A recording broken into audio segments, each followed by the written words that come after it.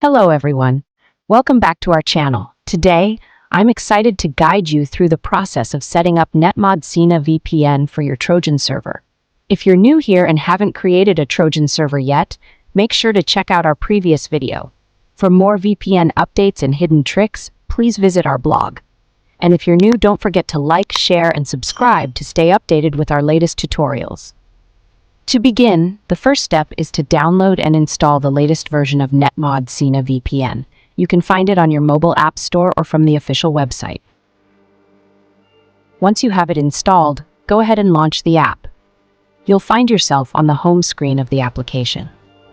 In the top right corner, click on the three dots to access the Explore settings.